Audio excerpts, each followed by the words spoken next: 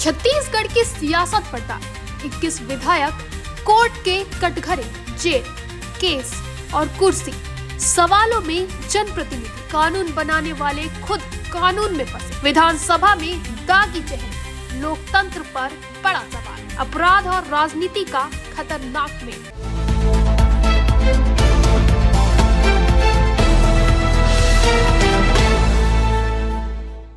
नमस्कार, आप देख रहे हैं निशान बास और मैं हूं आपके साथ रिया।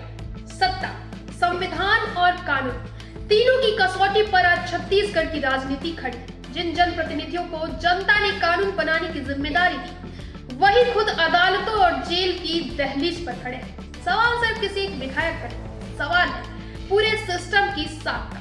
आज हम आपको बताएंगे कैसे छत्तीसगढ़ में बढ़ती दागी विधायकों की फहरिस्त लोकतंत्र पर भारी पड़ती दिखाई दे रही है। देखिए इस पर एक रिपोर्ट। रायपुर से लेके जांजगीर चांपा, कोटा, जसपुर, सारंगढ़ और कवर्धा तक फैली छत्तीसगढ़ की सियासत इस वक्त एक ऐसे सवाल के घेरे में है जिसने लोकतंत्र की जड़ों को झकझोर कर रख दिया है, क्योंकि राज्य के 90 विधायकों में से 21 विधायकों पर अलग अलग अदालतों में आपराधिक मुकदमे लंबित है और पिछले 2 वर्षों में 4 विधायकों के खिलाफ गंभीर धाराओं में एफआईआर दर्ज की जा चुकी है। ताजा मामला जांजगीर चांपा जिले के जयजयपुर विधानसभा क्षेत्र से कांग्रेस विधायक बालेश्वर साहू का है, जिन पर एक किसान से 42.78 लाख रुपए की धोखाधड़ी का आरोप लगा और गिरफ्तारी के बाद उन्हें जेल भेज दिया गया।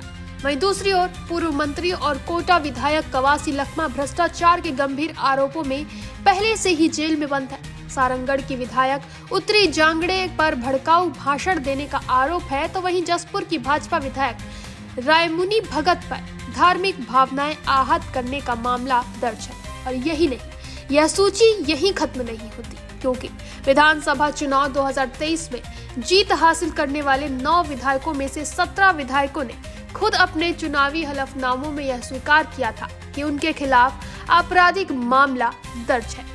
यह खुलासा एसोसिएशन फॉर डेमोक्रेटिक रिफॉर्मर्स यानी एडीआर और छत्तीसगढ़ इलेक्शन वॉच की रिपोर्ट में हुआ, जिसके मुताबिक लगभग 19% विधायकों पर आपराधिक केस थे, जिनमें से 6 विधायकों ने गंभीर आपराधिक मामलों की जानकारी दी थी।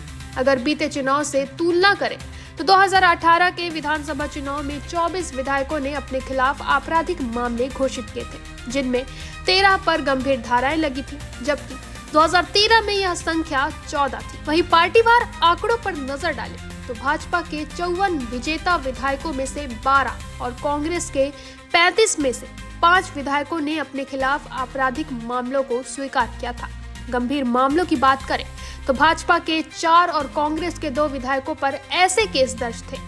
2023 के चुनाव के समय कांग्रेस के जिन बड़े चेहरों पर केस थे, उनमें पूर्व मुख्यमंत्री भूपेश बघेल, देवेंद्र यादव और अटल श्रीवास्तव शामिल थे, जबकि भाजपा की ओर से पूर्व मंत्री राजेश मूणत, दयाल दास बघेल, शकुंतला सिंह पोर्ते, उदेश्वरी पैकरा, ओपी चौधरी, विजय शर्मा, विनायक गोयल और आसाराम नेताम जैसे नाम सामने आए थे। लेकिन यह संकट सिर्फ छत्तीसगढ़ तक सीमित नहीं, क्योंकि एडीआर की 2025 में सामने आई रिपोर्ट के अनुसार देश भर में 28 राज्यों और 3 केंद्र शासित प्रदेशों के 4092 विधायकों के हलफनामों के विश्लेषण में यह चौंकाने वाला तथ्य सामने आया कि देश के 45% विधायकों पर आपराधिक मामले दर्ज हैं, यानी लगभग हर दूसरे विधायक किसी न किसी केस में आरोपी है। रिपोर्ट बताती है कि आंध्र प्रदेश इस मामले में सबसे आगे है, जहां 174 में 138 विधायक यानी करीब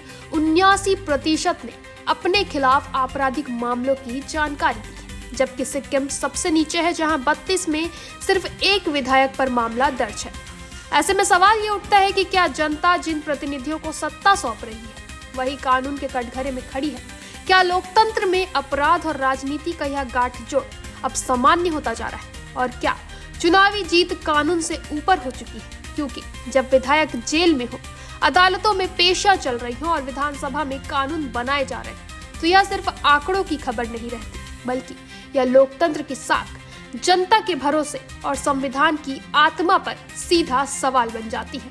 अब फैसला अदालतों का ही नहीं, जनता का भी है। क्योंकि लोकतंत्र में सबसे बड़ी अदालत वही होती है जहां वोट डाला जाता है। सवाल यही है कि क्या जनता अगली बार चरित्र देखेगी या सिर्फ चेहरा। छत्तीसगढ़ की राजनीति इस सवाल का जवाब तलाश रही है। फिलहाल के लिए इतना ही। आगे के अपडेट्स के लिए बने रहे निशानेबाज पर।